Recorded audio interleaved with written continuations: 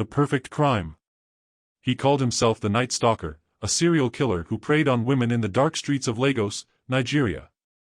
He claimed to have killed 12 people, but only 6 were confirmed by the police.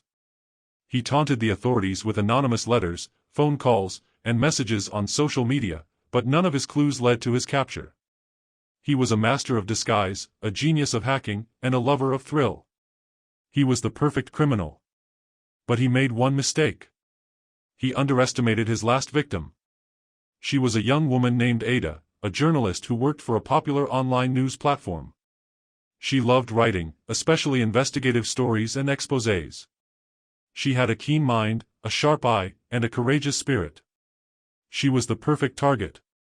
He stalked her for weeks, learning her habits, her routines, her contacts. He waited for the right moment to strike, when she was alone and vulnerable. He followed her to her home one night, wearing a hooded jacket and a mask. He broke into her apartment, pretending to be a burglar. He surprised her in her bedroom, brandishing a gun. He told her not to scream, not to resist, not to call for help. He said he was the Night Stalker, and that he had chosen her as his next victim. He said he would make it quick and painless, if she cooperated. He said he would leave behind a note with his signature symbol, a crescent moon. She was terrified, but she did not panic. She remembered what she had read in her articles, what she had learned from her sources.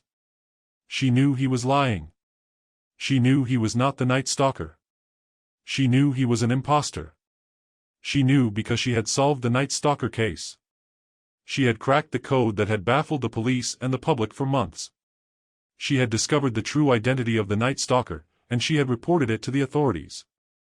She had exposed him as a former police officer named Chinedu Okoro, who had been dismissed for corruption and brutality.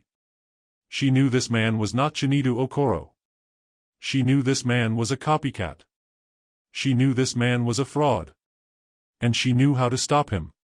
She pretended to be scared, to be submissive, to be compliant.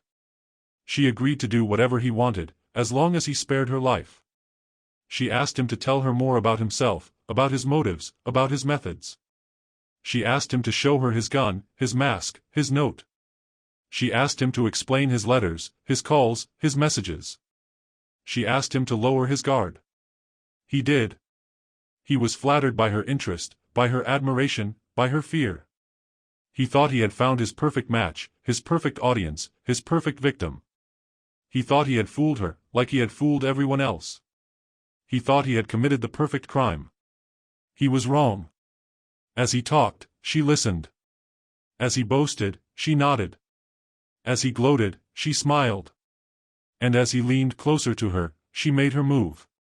She grabbed his gun from his hand, and pointed it at his chest. She pulled the trigger, and shot him in the heart. He fell to the floor, blood gushing from his wound. He looked at her with shock and disbelief, as he gasped his last breath. She got up from the bed, and ran to the door. She opened it, and saw 2 police officers waiting outside. They had been alerted by her phone, which she had secretly activated when he broke in. They had heard everything that had happened, and they had arrived just in time. She hugged them, and thanked them for saving her life. They congratulated her for solving the Night Stalker case, and for catching the copycat killer. They told her she was a hero, and a brilliant journalist.